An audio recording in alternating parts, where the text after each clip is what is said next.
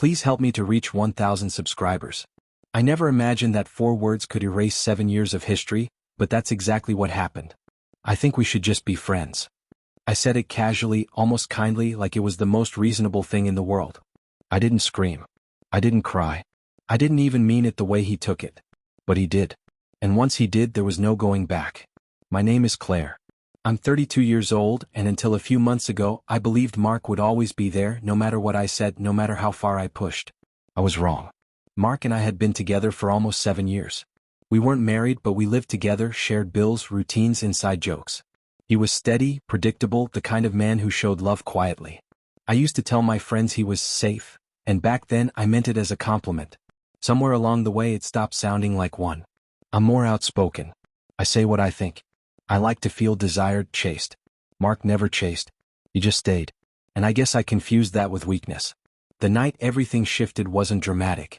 No yelling. No slammed doors. Just a conversation at our kitchen table after dinner. I had been feeling restless for weeks. Bored maybe. Or just entitled. I'd started wondering what it would feel like if Mark showed more jealousy, more urgency. If he fought a little harder for me. So I decided to poke him. I don't know, I said, stirring my tea. Lately it feels like we're more like roommates than a couple. He looked up, concerned but calm. What do you mean? I shrugged.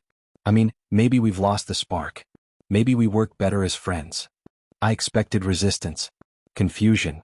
An argument. Something. Instead, he sat there quietly, processing my words like they were instructions.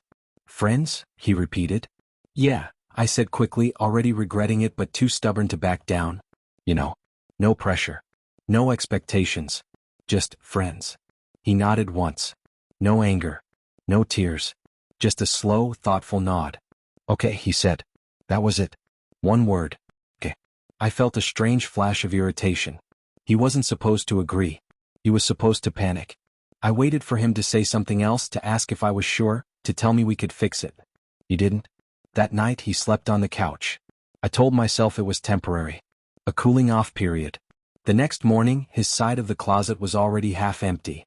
What are you doing? I asked, laughing nervously. I'm giving you what you asked for, he said. Space. Friendship. I rolled my eyes. You're being dramatic.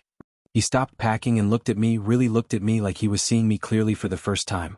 No, he said. I'm finally listening. By the end of the week he was gone. Not stormed out. Not in a rage.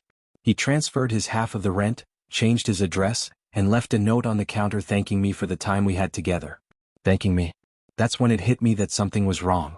Mark wasn't trying to make me jealous. He wasn't waiting for me to chase him. He wasn't sulking. He was done. I texted him the next day. Are you seriously ending everything over one conversation? No reply. I waited. Hours. Then days. My calls went straight to voicemail. When I showed up at his office, the receptionist told me he no longer worked there. He'd transferred departments. Planned. Clean. Final. Friends don't disappear like that, I told myself. He was just being petty. He'd cool down. But weeks passed. Then a month. I started replaying every moment I'd taken him for granted. Every time I joked about him being boring. Every time I'd compared him to other men, even casually.